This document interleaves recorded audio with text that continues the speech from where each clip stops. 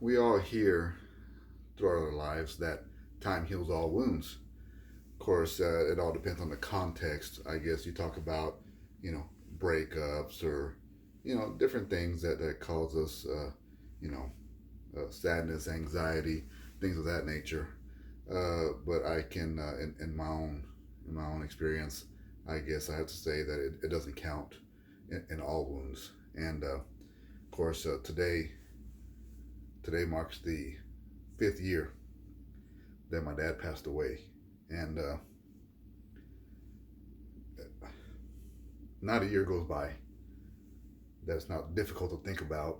You know, not that it was a crazy traumatic type, passing away. My dad, he died of heart disease. Okay, and today marks his fifth anniversary. Which comes with a mixture of emotions for me because today is also my son's birthday. So he actually gets to share that day with him, which actually means a lot to him as well. But as far as it still has that that feeling, and every year you wait for that wound to heal, and in this case it just doesn't. Certain things just don't just aren't meant to heal. They're you learn to cope and you go about your day. All right, you just go about, but now you kind of have to change that grief, as I've tried to do, and try to use that day as a moment to celebrate his life, celebrate the things he brought to you, the celebrates he talks to me, to my friends, to people that have known him throughout this town, throughout this city. My family. We every day. I get somebody runs into me, and of course my dad's name was Oscar, and he said, "Oh, you're Oscar's boy, aren't you?" Oh, that was and they start telling me a story. And every time they tell me a story, it makes you feel better. It's part of the healing process. It makes you feel better that he affected so many lives in so many different ways. Whether it was, through the church, he was a Eucharistic minister at the Catholic Church, so he touched a lot of lives that way. Like I've said in other of my speeches, he was a carpenter, painter, so he knew a lot of people that way, and had a lot of respect in that field as well. But personally, to say he was my hero is kind of an understatement, because every aspect of my life I pattern after his. Just because he was the one man that I could trust at any given time, any given moment, that I could call him and say, "Hey, this and this and that." And he was like, if he knew the answer, it's like if he had a cheat sheet there, that he had all the answers, because he was never wrong. And that is just crazy to hear, because we get advice from everybody. We get advice from this person, our buddies, whatever.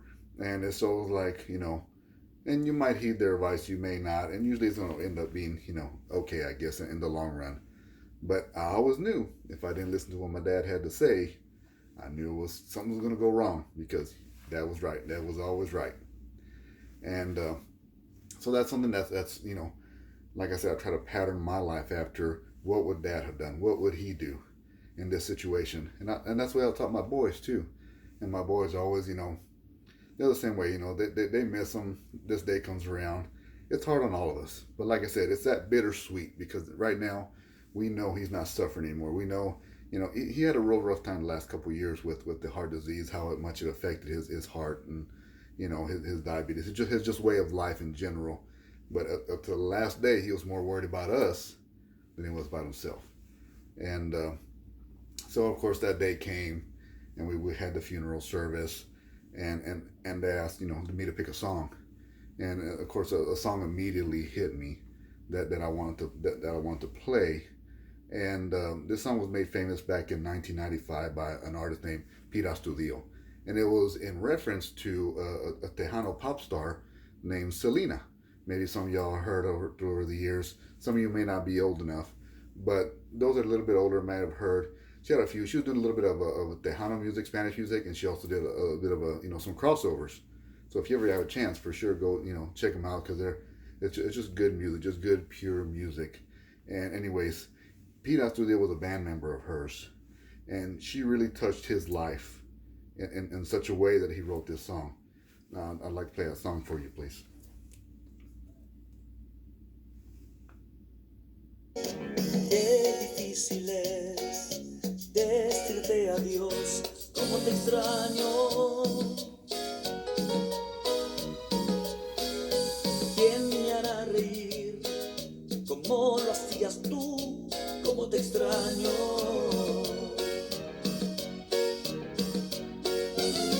Vives en mi pensamiento, quiero verte y no te tengo. Este adiós quema por dentro, nada me consuela el corazón. Como te extraño, como te extraño. Nunca te olvidaré. Que no daría por mirarme en el reflejo de tus ojos. Creo oír tu voz y me pongo a llorar como un niño. And that song, of course, he speaks about, you know, how he misses. He's talking about Selena, of course, and of course, in mine, I can easily, adapt this to my father's. How much I, miss him. The way he made me laugh, how witty he was. Just to think about him, kind of makes you tear up all the time. But at the same time, I want this song to also be, if you notice, it's kind of an upbeat, and the reason for that is because to me, because I want it to be upbeat. I don't want it to be super sad. I want to celebrate his life. And we try to do that, of course, every year around his birthday. We make his favorite foods and we sit down and all eat, together as a family. And that's just something that he built. That's the temple that he built by the way he was. Of course, my mom had a lot to do with that as well. But I mean, he was the rock. He was the foundation of my family, and and I just just the way he was, his like I said, not only his work ethic, but his humanity. And if I can share a quick story with you, there was an older gentleman. They used to come by my folks' house all the time. He always come. It seemed like when it was dark, cold, whatever. Kind of a homeless guy. He didn't have a whole lot of friends. He didn't have a whole lot of people that could help him.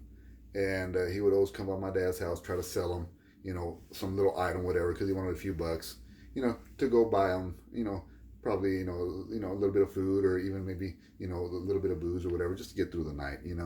And no matter when it was, no matter what time of day, no matter what, when he'd come to the house, my dad would go outside. It didn't matter. My mom would get upset, say, why do you go out there with him? He just gonna keep on coming back. But my dad just couldn't say no, because he felt for the guy and he just kind of befriended him, and he knew that he probably didn't have anybody else to rely on. So he took it upon himself to be that guy.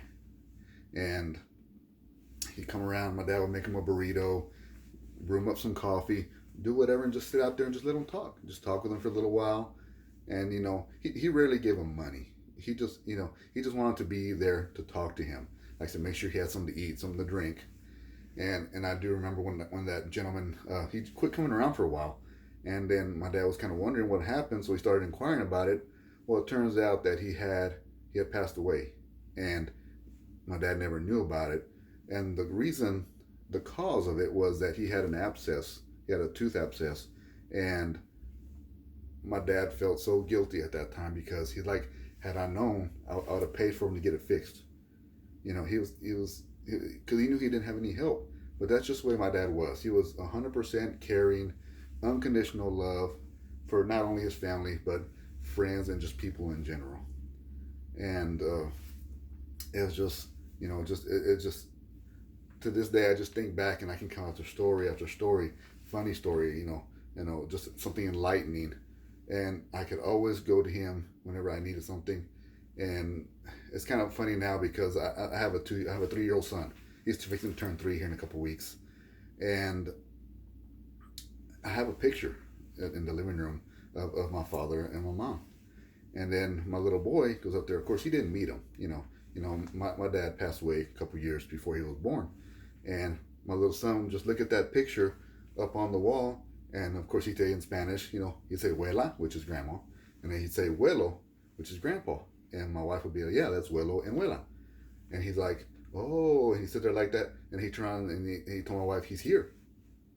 And my wife was like, excuse me? I'm like, what would you say? Abuelo, he's here.